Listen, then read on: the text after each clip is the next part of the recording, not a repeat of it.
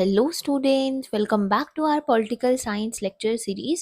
So, हम कर रहे थे क्लास 11th की पॉलिटिकल थ्योरी वाली जो बुक है आपकी एनसीईआरटी बुक, उसका chapter 1 political theory and introduction.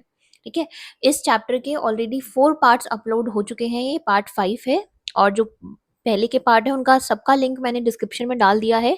मैं आपको रिकमेंड करूंगी पहले आप वो वाले पार्ट देख लो, तो ये आपको बेटर समझ आएगा। ठीक है, और इससे पहले के जो 2 पार्ट हैं उसमें हमने कौन से टॉपिक को शुरू करा था? हमने करा था what do we study in political theory. ठीक है, तो आपकी बुक में बेसिकली इस चैप्टर में टॉपिक कितने हैं? 4 टॉपिक हैं। उसमें से व्हाट इज पॉलिटिक्स कवर हो चुका है एक पार्ट में, और what do we study in political theory पे 2 पार्ट अपलोड हो चुके हैं, और ये तीसरा पार्ट है इस टॉपिक का। ठीक है, और ये टॉपिक जो है अब इस वाले पार्ट में खत्म हो जाएगा। ठीक है, तो हम स्टार्ट करते हैं। पहले मैं आपको थोड़ा सा रिकैप दे देती हूँ। देखो, हमने ये समझा था कि जो पॉलिटिकल थ्योरी है वो बेसिकली डील करती है कुछ आइडिया से, कुछ वैल्यू से।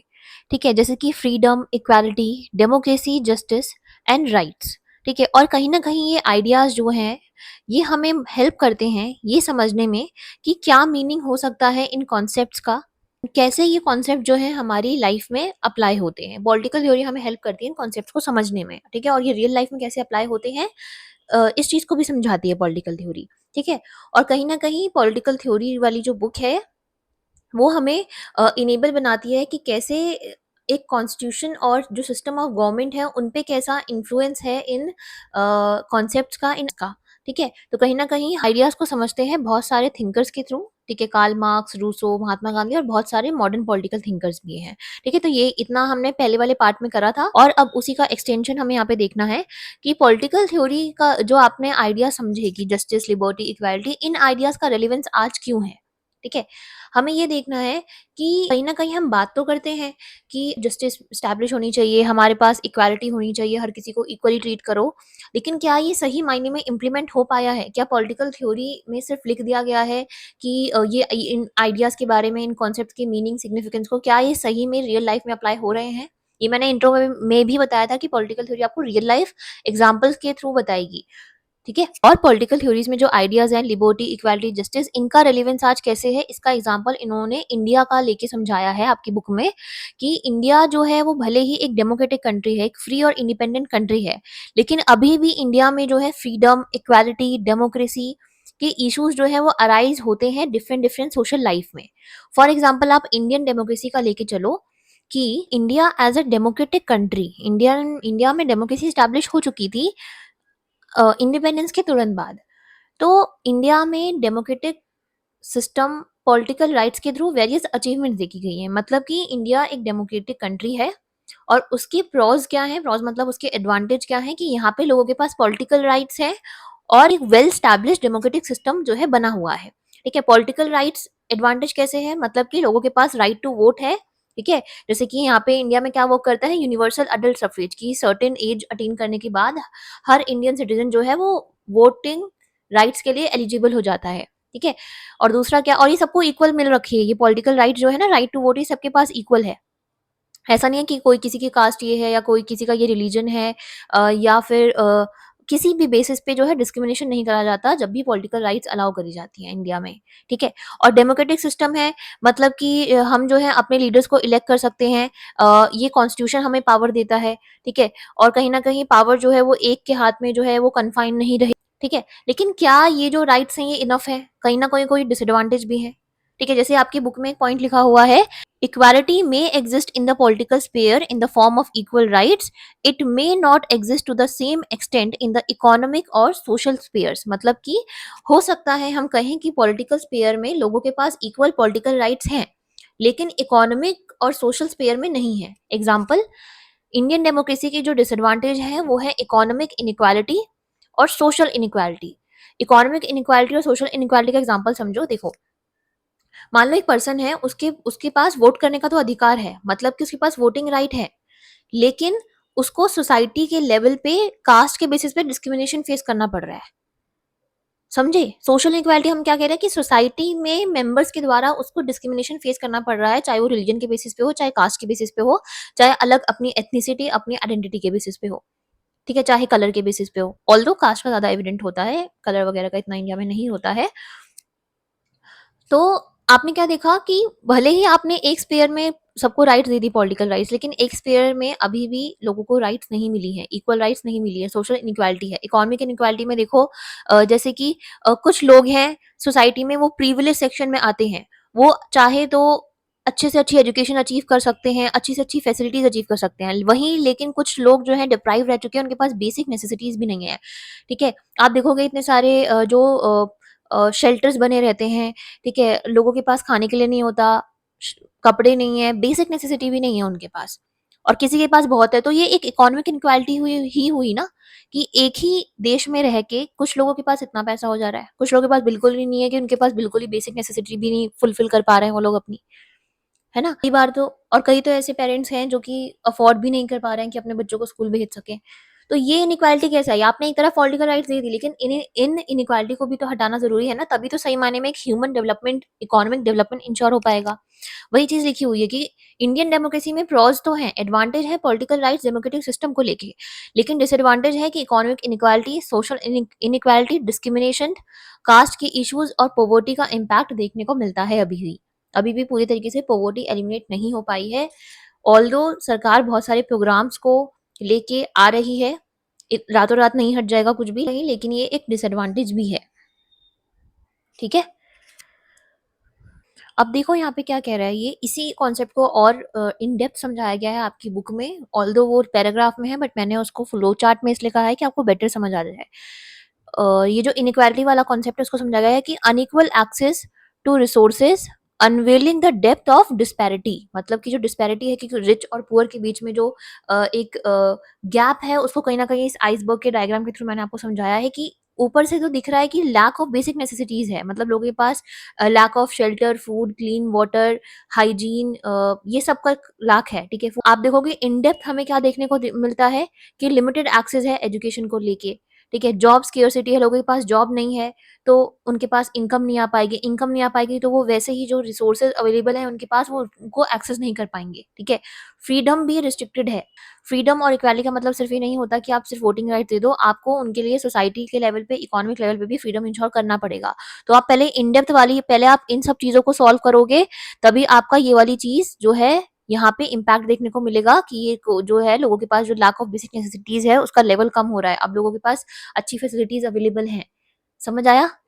तो ये आपका जो है ये वाली स्लाइड, ये कहीं ना कहीं ये दिखा रही है कि पॉलिटिकल थ्योरी में जो आइडियाज हैं, फ्रीडम, इक्वालिटी, ऐसे आइडियाज सिर्फ ऑन पेपर एग्जिस्टेंस में होके उनका वर्क नहीं होगा, वो यूजफुल नहीं माने जाएंगे जब तक कि आप पूरे तरीके से इनइक्वालिटी जो है वो खत्म नहीं कर देते इस सिस्टम में से।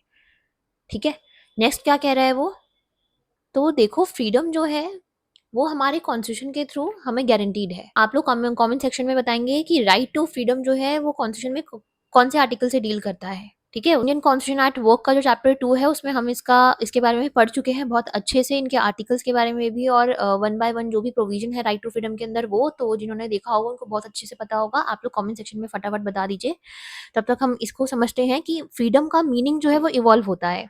देखो, मतलब कि जो फ्रीडम का कॉन्सेप्ट है, जो मीनिंग है उसका, वो स्टैटिक नहीं है, वो फिक्स नहीं है। आप समझो कि अगर कोई गेम है, उसमें गेम को बेटर बनाने के लिए कई बार रूल्स को चेंज कर दिया जाता है। ठीक है, उसी तरीके से फ्रीडम का मीनिंग भी जो है, it keeps evolving over time as society grow. जैसे सोसाइटी ग्रो करती है, डेवलप करती है, वैसे ही बहुत सारे कॉन्सेप्ट्स के मीनिंग, फ्रीडम, इक्वालिटी, इन सबके मीनिंग भी ग्रो होते रहते हैं, चेंज होते रहते हैं। ठीक है, ऑल्दो आपको ये भी पता है कि ये चेंज होने का जो एक कैरेक्टरिस्टिक है वो कॉन्स्टिट्यूशन के फ्लेक्सिबल फीचर को दिखाती है। हमारे इंडियन कॉन्स्टिट्यूशन का कुछ फ्लेक्सिबल फीचर है, मतलब कि ऐसे प्रोविजंस हैं जो कि अपने आप को चेंज कर लेते हैं। ठीक है, तो टॉपिक आते हैं कि फ्रीडम का मीनिंग कैसे इवॉल्व हो रहा है। देखो, what does freedom mean, freedom का मतलब क्या होता है इन जनरल। देखो, freedom is guaranteed in the constitution but it's meaning keeps evolving like learning new rules in games. वही चीज जो मैंने समझाई थी कि जैसे आप गेम्स के नए नए रूल्स को सीखते हो, वैसे ही कहीं ना कहीं with the period of time आपको फ्रीडम के न्यू मीनिंग्स देखने को मिलेंगे। सबसे प्रैक्टिकल एग्जांपल जो है वो यही है कि जो राइट टू लाइफ है, ओके, राइट टू लाइफ का भी आर्टिकल आप बताओगे कमेंट सेक्शन में कि राइट टू लाइफ के लिए कौन सा आर्टिकल है इंडियन कॉन्स्टिट्यूशन में। राइट टू लाइफ जो है now includes the right to livelihood. मैंने आपको आपकी जो पहली वाली बुक है ना इंडियन कॉन्स्टिट्यूशन एट वर्क का chapter 2 rights in the Indian constitution, उसमें बहुत अच्छे से ये समझाया है कि राइट टू लाइफ में सुप्रीम कोर्ट ने बहुत सारी इंटरप्रिटेशन के थ्रू बहुत सारी राइट्स को इंक्लूड करा है। Right to livelihood meaning everyone has a right to earn a living. ठीक है, अगर उन्हें बेसिक नेसेसिटीज चाहिए तो उनके पास राइट होना चाहिए कि वो कुछ कमा सके, ठीक है, काम कर सके। ठीक है, and right to information has been added through new laws. तो कहीं ना कहीं आप देखोगे जैसे जैसे टाइम बढ़ता गया आगे, बहुत सारे सर्कमस्टांसेस आए जिसके थ्रू हमने देखा कि लोगों को बहुत सारी राइट्स की जरूरत है, तो राइट टू लिवलीहुड को भी राइट टू लाइफ का पार्ट बनाया गया।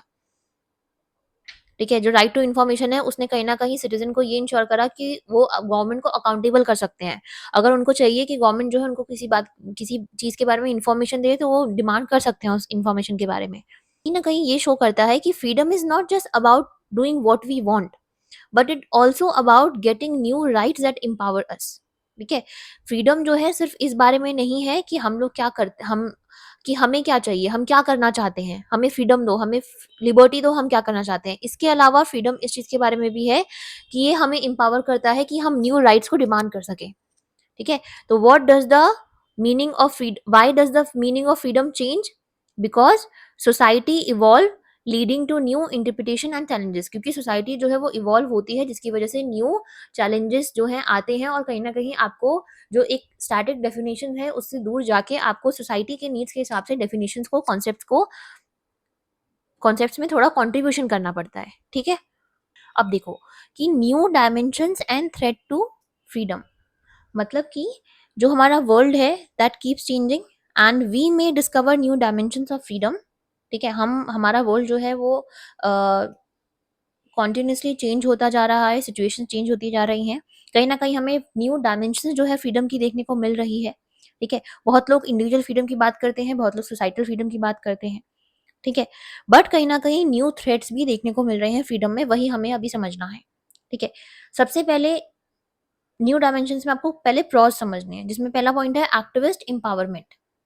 देखो एग्जाम्पल समझो कि ग्लोबल कम्युनिकेशन टेक्नोलॉजी, जैसे जैसे नई टेक्नोलॉजी आ रही है, इंटरनेट टेक्नोलॉजी फ्लरिश कर रही है, कहीं ना कहीं एक्टिविस्ट जो है, मतलब जो जैसे आप देख लो जो एनजीओ वगैरह काम करते हैं ह्यूमन एम्पावरमेंट के लिए, ये एक्टिविस्ट जो हैं ये कहीं ना कहीं नेटवर्क कर ले रहे हैं एक दूसरे से अक्रॉस द वर्ल्ड बहुत सारे एक्टिविस्ट हैं, और वो कहीं ना कहीं एक दूसरे से कनेक्ट कर पा रहे हैं ह्यूमन राइट्स के इश्यूज को लेके इन टेक्नोलॉजीज के थ्रू। ठीक है, और कहीं ना कहीं डिमांड करते हैं ट्राइबल कल्चर्स और फॉरेस्ट को प्रोटेक्ट करने के लिए। ठीक है, लेकिन ये जो टेक्नोलॉजी इतनी बढ़ रही है इसका एक इशू है privacy risk and security concerns. ठीक है, लोगों के डेटा जो है वो बहुत जल्दी से आप देखोगे कि स्प्रेड हो जाते हैं। ठीक है, बहुत सारे हमारे पास टेररिस्ट क्रिमिनल्स वगैरह हैं जो कि इन नेटवर्क्स में बहुत ज़्यादा इन्वॉल्व हो चुके हैं। ठीक है, आपने साइबर क्राइम जैसे टर्म्स को सुना होगा। ठीक है, तो कहीं ना कहीं ये थ्रेट है फ्रीडम को लेके।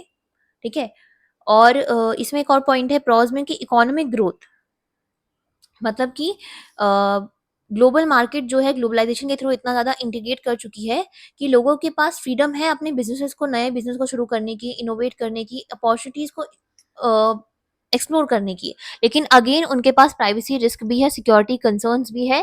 ठीक है, पर्सनल डेटा जो है बहुत जल्दी ऑनलाइन लीक हो जाता है, आपने देखा होगा।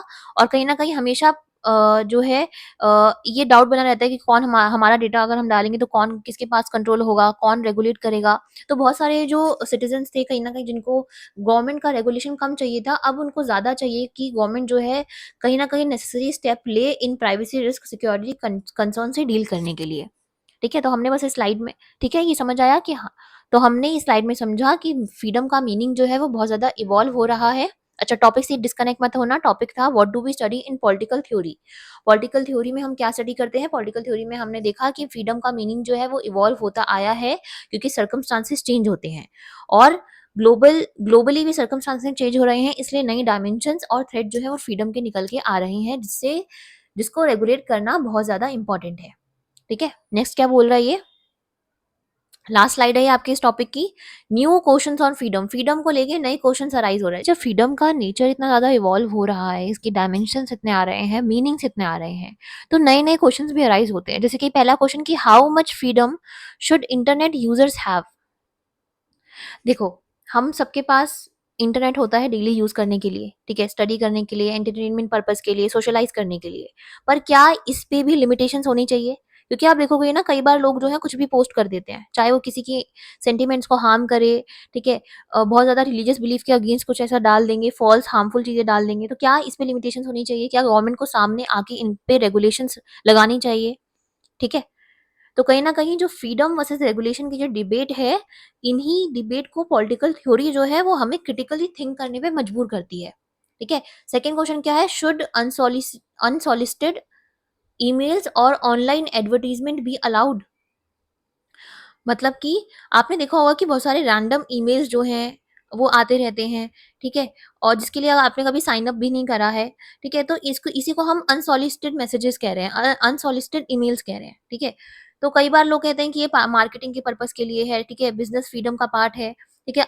बाकी लोग ये कहते हैं नहीं भाई, ये तो हमारी फ्रीडम को वायलेट कर रहा है, ठीक है, हमारी पर्सनल स्पेस में इंक्रोच कर रहा है, ठीक है, फ्रीडम में ये कहीं ना कहीं डिस्टर्बेंस को, इसको फ्रीडम में कहीं ना कहीं डिस्टर्बेंस देखा जाता है, तो इसको भी रेगुलेट करना चाहिए, ठीक है। अगेन, हमें कहाँ पे लाइन ड्रॉ करनी चाहिए, कहाँ पे लिमिटेशंस लगानी चाहिए, ये क्वेश्चन है। Should government be allowed to read private emails to track down terrorist. इसका मतलब ये है कि ये जो है ये बहुत ज्यादा सीरियस क्वेश्चन है कि नेशनल सिक्योरिटी को प्रमोट करने के लिए कई बार क्या होता है, गवर्नमेंट को जो है प्राइवेट ईमेल्स को रीड करना पड़ता है, ऑनलाइन चैट्स को मॉनिटर करना पड़ता है, पर इसकी वजह से आपकी राइट टू प्राइवेसी चली जाएगी ना। राइट टू प्राइवेसी में भी इंक्रोचमेंट हुआ है गवर्नमेंट की रेगुलेशन के थ्रू। ये बहुत ज्यादा डिबेट चलती रहती है, जिसपे पॉलिटिकल थ्योरी जो है हम हमें एनालाइज करवाती है।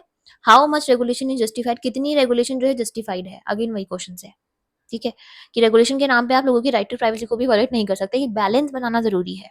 तो वही बोला गया है कि political theory has a lot to teach us about possible answers to this question and is therefore very relevant। तो हमने क्या क्या शुरू करा था इस पार्ट में कि पॉलिटिकल थ्योरी के आइडियाज रेलिवेंट हैं, और हमने क्या पढ़ के खत्म करा कि पॉलिटिकल थ्योरी जो है इन क्वेश्चंस के आंसर देते हुए कहीं ना कहीं अपने आप के को रेलिवेंट बनाती है आज के टाइम पे भी।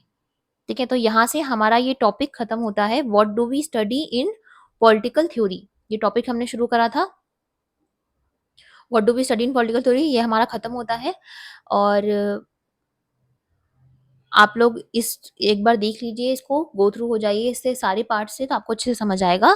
ठीक है, नेक्स्ट पार्ट में हम करेंगे इस चैप्टर का जो नेक्स्ट टॉपिक है, putting political theory to practice. इसको भी हम फ्लो चार्ट्स और पॉइंटर्स के फॉर्म में समझेंगे। ठीक है, अगर आपको ये यूजफुल लगा है, कंटेंट भी यूजफुल लगा है और एक्सप्लेनेशन समझ आया है, तो लाइक कर दीजिए, सब्सक्राइब कर दीजिए, ताकि आपको आने वाले लेक्चर्स के अपडेट मिलते रहें।